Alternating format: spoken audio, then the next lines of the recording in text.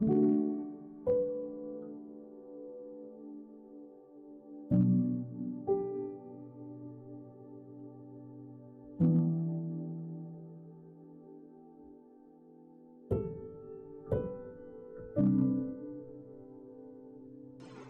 38. The Promise of the Spirit. Matthew chapter 28 verses 16 to 20.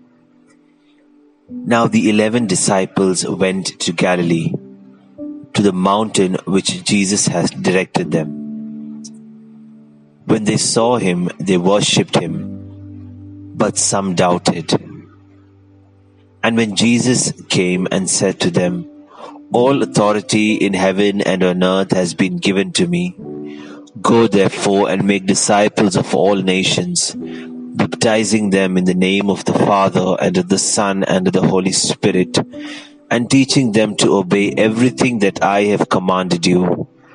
And remember, I am with you always to the end of the age." Meditation. We are almost done. What better way to approach the end of our 40 days than with the Great Commission at the tail end of the Gospel of Matthew, where the resurrected Jesus returns to Galilee to meet the disciples. This is a powerful scene. We could almost be forgiven for having high expectations of the Holy Spirit right now. Why? Matthew's Gospel includes the Holy Spirit alongside the Father and the Son in this Great Commission. Mark's Gospel, at least in the longer form, ends with a dramatic promise of signs, of poison swallowed without worry, of snakes trampled without harm, of speech in new tongues. Luke's Gospel ends with a promise from on high, a promise soon fulfilled with an exclamation point in the book of Acts when the Spirit, along with tongues as of fire, descends on Jesus' followers at Pentecost.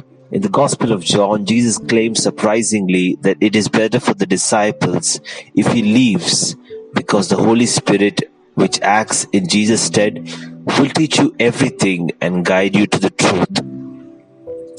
We would expect Jesus would promise them great things, but we are in for a disappointment. Jesus, who is now enthroned at the right hand of the Father, tells his disciples to obey everything that I have commanded you. His commands are simple, straightforward, and perilously inescapable. The 11 must go. They must create learners, disciples. They must baptize them. They must teach them to follow every last detail of Jesus' commands, not with inventiveness, not with oratorial or awesome miracles. The task that Jesus puts forward is simple and even more demanding. The 11 have to teach their own disciples to obey everything Jesus had commanded. Everything. This is the highest form of teaching there is. It does not rest on charismatic endowments. It rests on knowledge. Knowledge of everything Jesus commanded, like turning the left cheek towards someone who slaps the right. This is a daunting task, which demands impeccable integrity and unswerving allegiance to Jesus' orders, every letter of his directives. Yes, this is a daunting task, but a wonderful one as well. With the full force of the Father, Son, and Holy Spirit, we blossom as we teach. We flourish as we make disciples. Prayer. Holy Spirit, you are capable of the spectacular, I know, inspiring, mesmerizing sermons, empowering, breathtaking miracles. But today, Holy Spirit, I pray for none of that.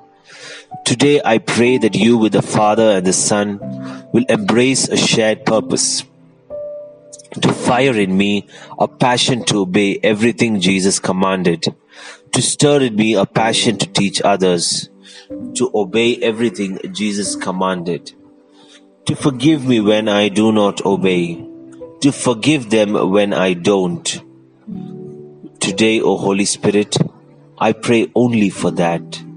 Amen.